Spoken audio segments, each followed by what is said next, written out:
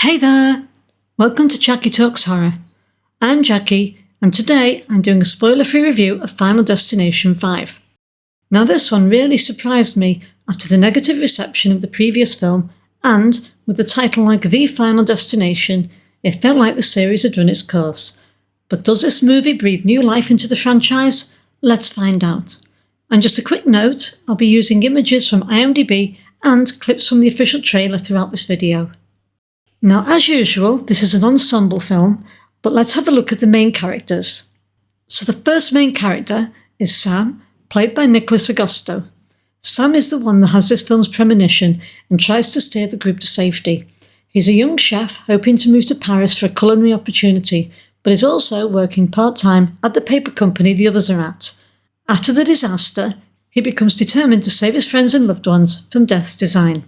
Next up is Molly, played by Emma Bell. She's Sam's girlfriend. She's very supportive, but also practical, and her relationship with Sam is central to the emotional arc of the film.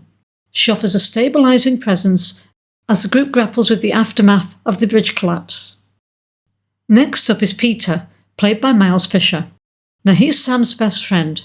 He begins the film grounded, however his personality begins to unravel after the disaster, leading him to make increasingly desperate decisions. His relationship with his girlfriend Candice adds depth to the character arc. Next up is Candice, played by Ellen Rowe. Candice is Peter's girlfriend, characterised by her level-headedness and grounded nature.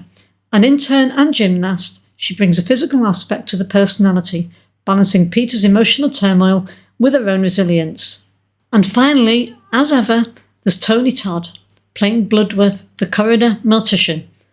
This is a welcome turn to his cryptic role in the franchise after it was skipped in The Final Destination, and he only had a voice role in Final Destination 3. I felt he really has his character down. I wish Bloodworth had a bigger role in this, but hey, he has always only had a couple of key scenes in each.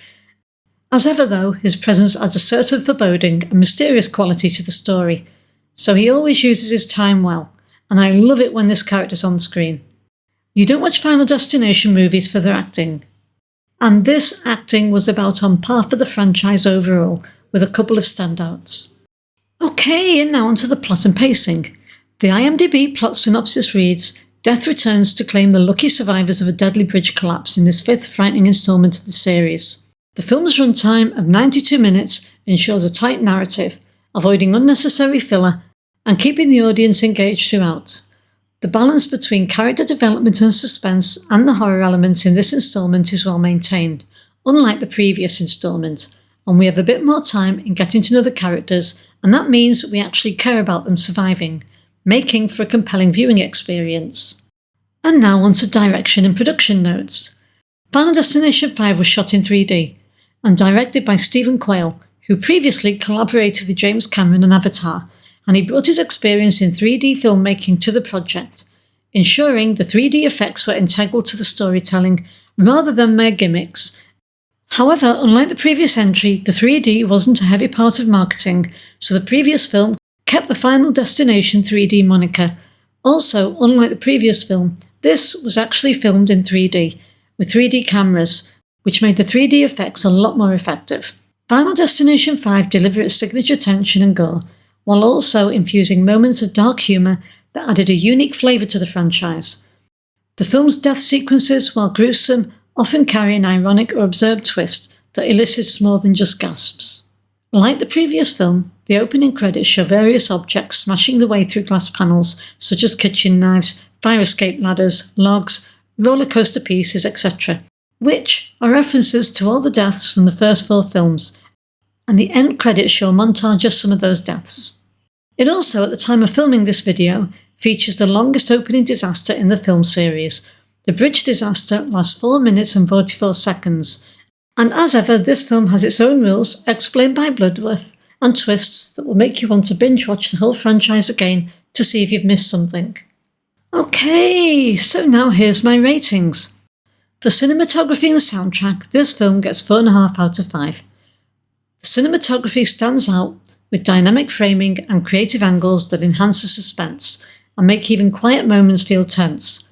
The bridge collapse sequence in particular is masterfully shot, with fluid camera movements that mirrors the chaos and dread. While Shirley Walker's original theme makes an appearance in the closing moments, Brian Taylor's score is a strong highlight. It's subtle when it needs to be, but denotes urgency during the film's more intense sequences. For special effects and gore, this film gets 4 out of 5. Beyond the impressive opening, later scenes use a blend of subtle misdirection and brutal payoff. Some of the special effects don't fully hold up in a few of the death scenes, but the creativity behind each setup is consistently outstanding. So for characters, this film gets 4 out of 5. While introducing the characters, I didn't mention all of them. They had the full set of horror movie archetypes in this: the unlikable creep, the comic relief, the misunderstood brash character, check and check. Nevertheless, the characters that are fleshed out are generally likeable, and the two main couples have believable relationships, and the performances are solid across the board. For enjoyment and rewatch value, this film gets 4.5 out of 5. Like most of this franchise films, except maybe the previous film, this film is the most fun on the second or third time round, as you'll be hungry to find anything you missed, and even after that it's still rewatchable. For personal score, this is a 4.5 out of 5-star film for me. I really enjoy this one, and feel that Stephen Quayle and the writing crew did an excellent job of stopping the franchise fading into the usual trope of ever-decreasing payoffs for sequels, as it is indeed a triumphant comeback for this franchise. So that's all for this review of Final Destination 5, and now I've done a spoiler-free review of all the Final Destination films in anticipation of Final Destination Bloodlines, which is coming out later this month, May 2025. This is in the top 3 of Final Destination films for me, only lagging a little behind 1 and 2. And for fans of the franchise, this is definitely one you do not want to miss. Have you seen Final Destination 5? What did you think of it? Where does it stand against the others in the franchise for you? Do leave your comments down below, but remember to be respectful, and remember this is only my opinion of the film. It would be a boring old world if we all like the same things. And don't forget to hit like and subscribe and click that bell so you don't miss what's coming next on this channel. This is Jackie signing off, take care, and see you next time.